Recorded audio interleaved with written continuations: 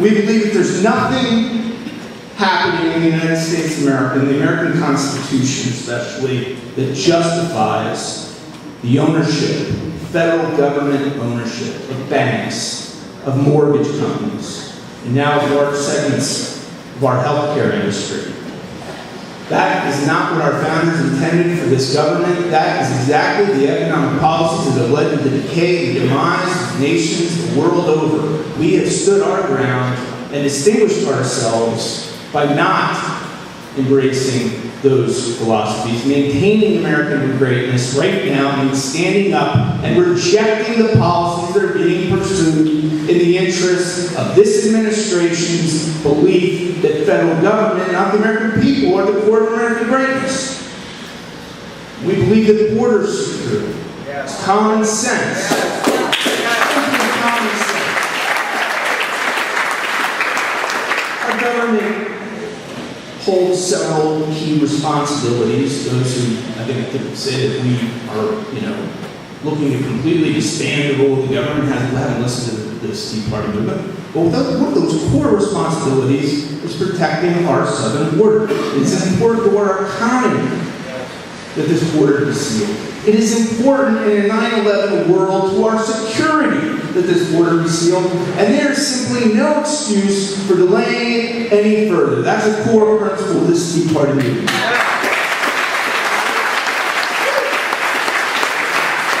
You may say, well, that's a federal issue, not a state issue, but unfortunately, it's also become a state issue, it's become a city issue.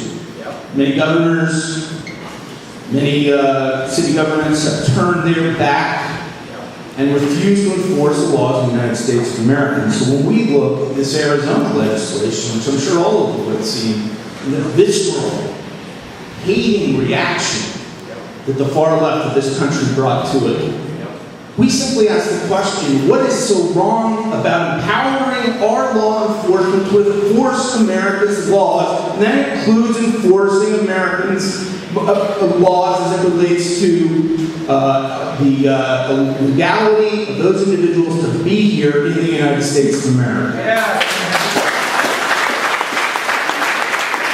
We need to end amnesty cities like those that exist throughout this state and including, obviously, in the largest city in this country. We believe this Tea Party movement that choice is key to American success. Now, what's implicit in that name, in that word choice, is really that we believe in the American people.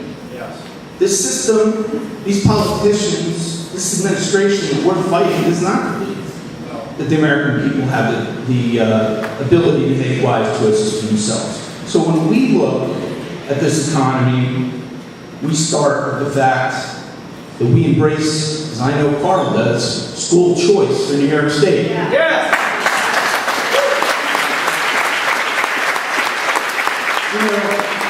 some respects, I wish we had an opportunity, we haven't had this opportunity yet, but I wish we had the opportunity to ask President Obama a pretty simple question.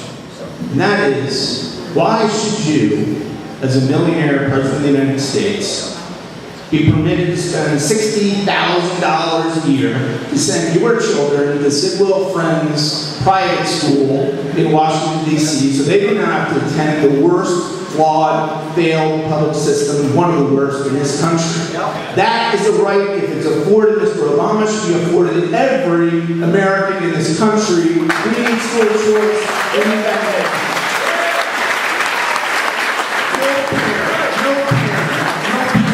In America, and certainly not in New York State, should have to wake up sending their children into a school system that is filled with drugs, filled with violence, and where they're not learning, give them the right to take those kids out of that school. That is a fundamental civil rights issue.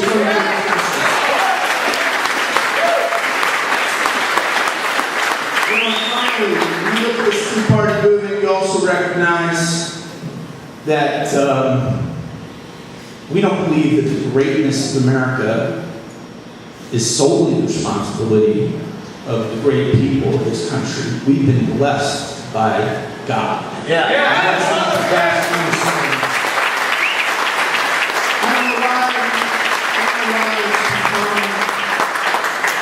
so cliche and so politically incorrect to state what our founders knew was the obvious. And that is, as was written by our founders, that our liberty is endowed to us by our Creator, not by government.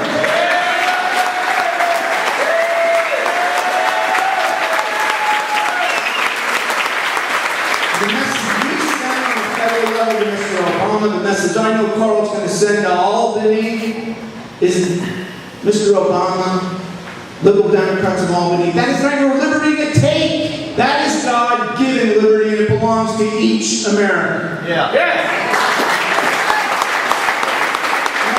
This part of the movement, as all of you well know, has been a healthy reawakening to the genius of the American Constitution.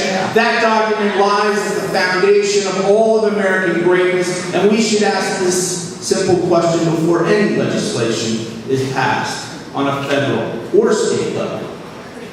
Is that legislation empowered through government, or is it not? By the Constitution of these United States. Because if it is not empowered under the Constitution, if it is not permissible, and that's why we need legislation in Washington, such as the Enumerated Powers Act, that will require our legislators to first justify what specifically permits them to do the things that they're doing. Had we had that in place, there'd be no Obamacare right now, because after speaker has said here correctly tonight, there is nothing in our Constitution that permits our federal government to take resources from people and to require them to purchase a product that they simply do not want. That's right.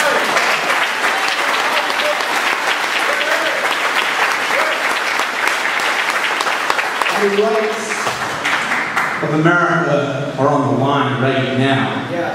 Okay? You know, very few countries, when we wake up every day as free nation and hit the grind, and the alarm clock goes off, and driving through traffic, and we're at work, and dealing with family obligations, but don't let them make any mistake.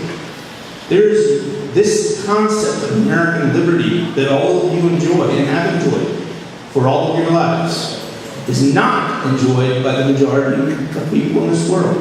It is a unique gift that was fought for and defended generation after generation in this nation, and that cause and that battle now falls to us. That's right.